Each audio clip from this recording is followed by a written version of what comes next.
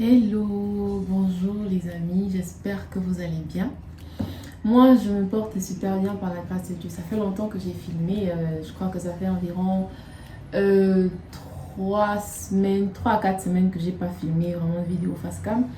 Parce que en effet, j'ai repris les cours le 4 septembre. Du coup, c'est un peu chaud de pouvoir gérer les cours, les vidéos et tout et tout. Et vu qu'on était dans le début aussi, histoire de prendre le rythme, parce que voilà, c'est une nouvelle classe, c'est de nouvelles matières, c'est de nouveaux professeurs, c'est beaucoup de nouvelles choses. Et il fallait donc trouver le moyen de s'adapter. En fait, il fallait trouver vraiment le rythme. Bienvenue dans cette nouvelle vidéo, bienvenue aux nouveaux. Il y a beaucoup de nouveaux abonnés. Merci de vous abonner. Merci d'être là. Merci, merci. Avant de commencer la vidéo, comme toujours, abonnez-vous. Si ce n'est pas fait, abonnez-vous, likez la vidéo, s'il vous plaît, likez la vidéo, c'est gratuit, likez. Et aussi, vous pouvez me rejoindre sur Instagram, parce qu'on commence à être un peu plus nombreux ici, ça serait bien aussi que ça suive sur Instagram. Vous pouvez me rejoindre, je mets mon Insta, vous pouvez me rejoindre là-bas. Et je pourrais souvent faire des sondages ou par exemple des trucs comme ce que les autres font, les FAQ, en tout cas ça dépendra. Mais suivez-moi sur la vidéo d'aujourd'hui, je parlerai de comment se relever dans sa vie de prière, comment retrouver un rythme adapté. J'ai été contactée par une amie il y a quelques semaines qui m'a écrit en me disant écoute, j'ai un peu faibli dans ma vie de prière, je ne sais pas comment faire, qu'est-ce que tu me conseilleras en fait par rapport à cela et tout. Et je lui ai donné quelques conseils et je me suis dit tiens, pourquoi ne pas en faire une vidéo? Pourquoi ne pas faire une vidéo pour venir parler de ça? Parce que le relâchement de la prière, c'est un sujet qui concerne tout le monde. Voilà, c'est un sujet qui concerne tout le monde. Moi-même, j'ai déjà été victime de cela. Et par expérience, je sais plus ou moins ce qu'il faut faire ou je sais ce qu'il faut répondre à quelqu'un qui se pose la question de comment faire pour se relever. Donc, je pense, lorsqu'on fait face à un relâchement dans la vie de prière, je pense qu'il est nécessaire de trouver les causes d'abord. Il faut déjà se poser des questions, de se demander depuis quand j'arrive pas à prier, pourquoi j'arrive pas à prier, qu'est-ce qui m'arrive en fait, qu'est-ce qui ne va pas dans ma vie, pourquoi est-ce que je me relâche dans ma vie de prière. Je crois que c'est important de savoir les causes pour ensuite trouver des solutions. Donc j'ai énuméré quelques causes, ça c'est vraiment en fonction de mon expérience, de ce que j'ai pu voir également. Après, je ne détiens pas la science infuse, hein. Il y a des choses qui varient, chacun a son expérience, chacun a sa relation, a son intimité avec Dieu.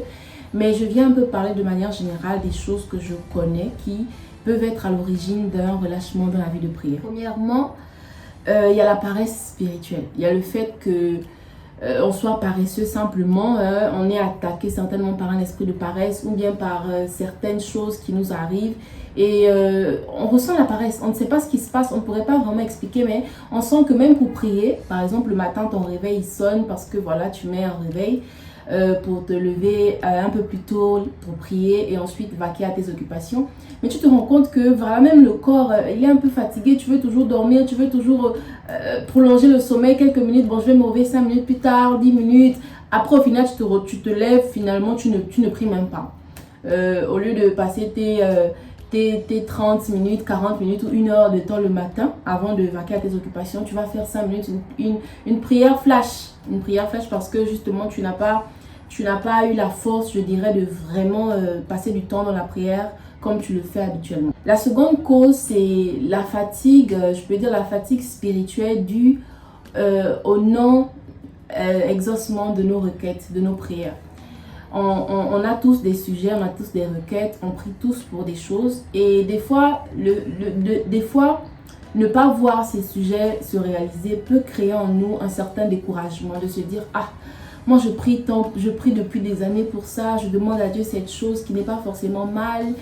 Voilà, je prie pour ce sujet, je prie pour la conversion de telle personne, je prie pour avoir un enfant, je prie pour avoir un emploi et je ne vois rien ne se réalise, il n'y a rien de concret dans ma vie et facilement le découragement s'installe.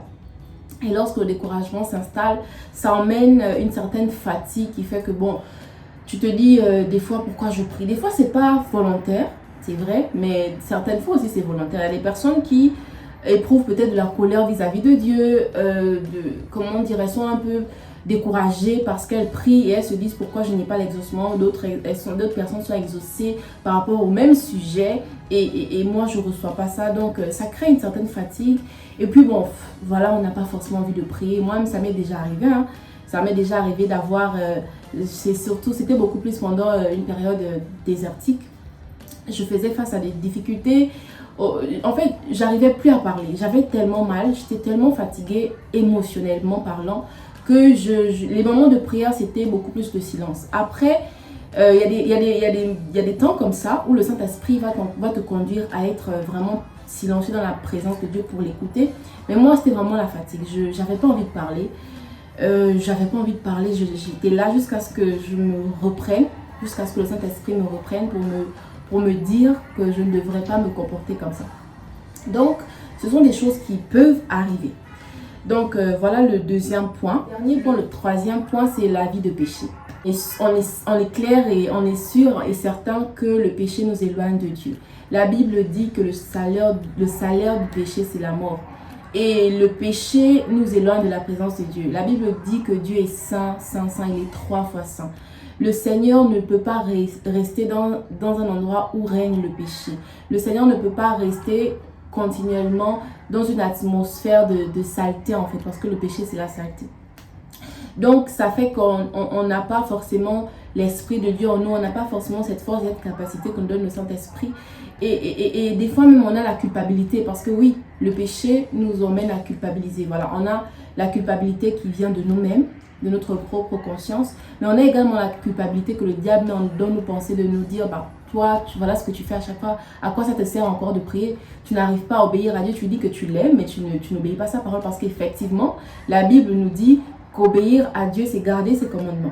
Donc, le diable va te dire, arrête de prier. Franchement, ne sois pas hypocrite. Hein? Arrête de faire l'hypocrisie. Tu sais très bien ce que tu fais. Tu sais très bien ce que tu finis de faire et tu veux prier. Qu'est-ce que tu veux dire à Dieu? Qu'est-ce que tu veux lui raconter? De toi à moi, qu'est-ce que tu veux raconter à Dieu? Tu vois? Et ça crée en toi un découragement. Tu vas te dire, bon, en effet, il n'a pas tort en fait. Genre, qu'est-ce que je vais dire en fait? Genre, je vais prier. Le soir, je vais refaire la même chose. Le lendemain, je vais refaire la même chose. Flemme. En tout cas, voilà, je prie pas, tu vois? Et donc, tu vois, tu vis, avant tu priais 2 à 3 fois la journée, maintenant tu vas juste faire la prière, une petite prière le matin, Seigneur je te recommande la journée, une petite prière le soir, merci pour la journée, je te recommande ma nuit.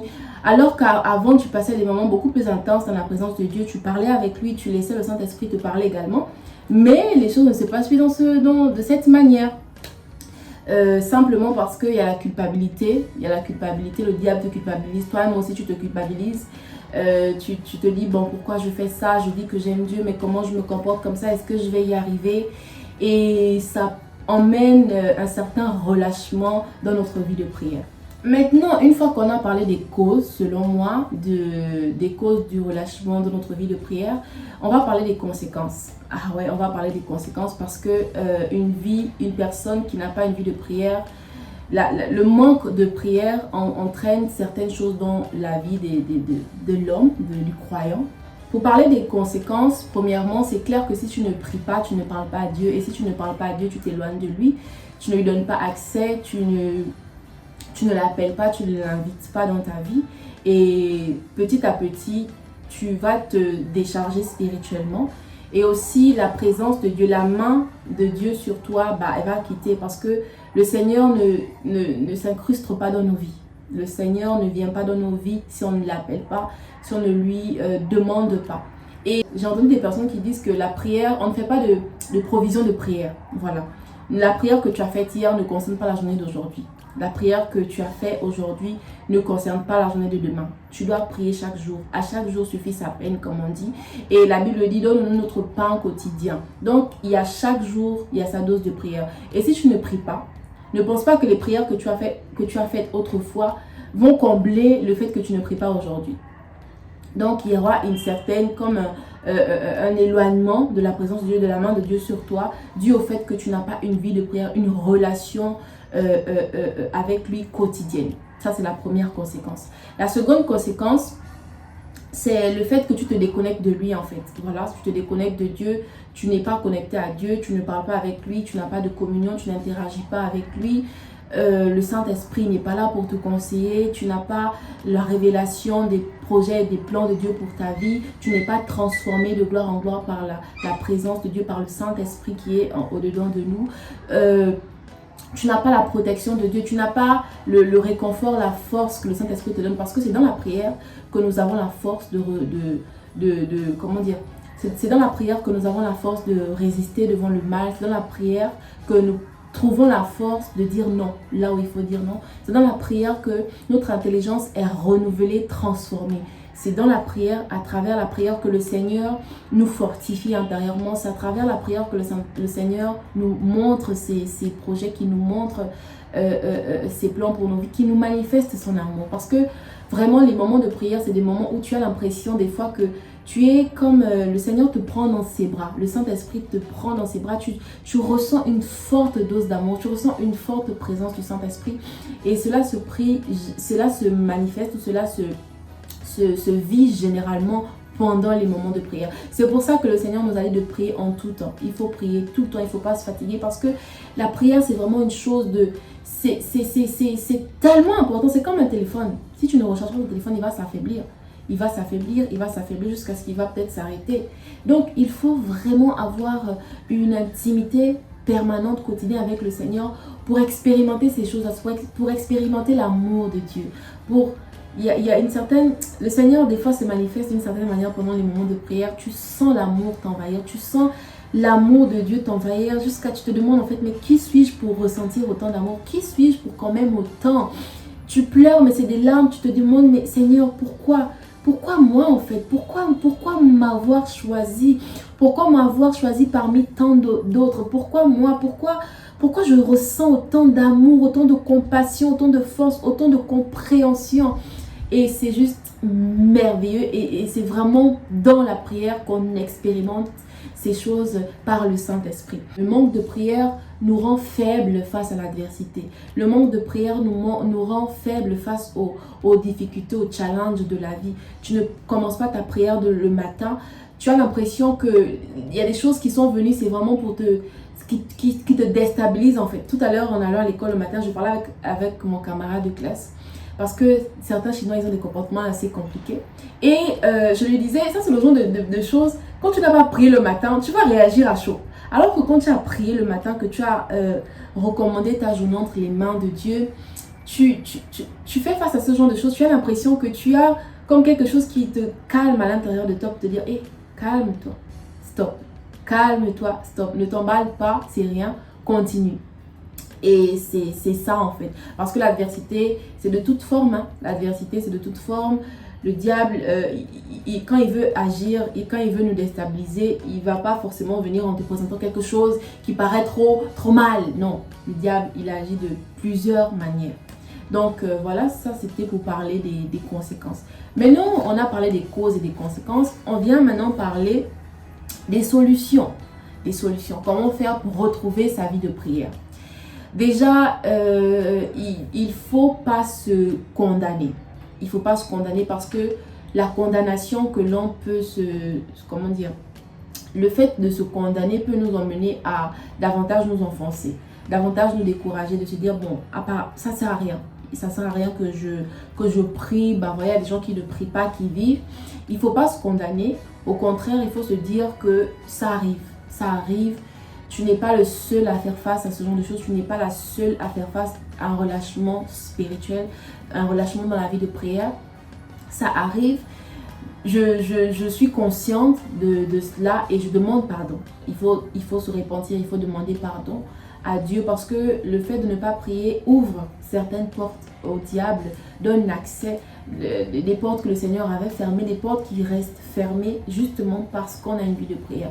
Donc il faut déjà, comme je disais, il ne faut pas se condamner, hein. Il ne faut pas se condamner, tu sais que tu as mal agi, que tu t'es un peu éloigné, ok, relève-toi, demande pardon, comme le fils prodige, va vers le Seigneur. Le Seigneur est tellement merveilleux, il est incroyable, il n'attend que ça en fait. Le Seigneur ne désire que ça, qu'on soit intime de lui, qu'on ait des moments d'intimité avec lui tous les jours de notre vie.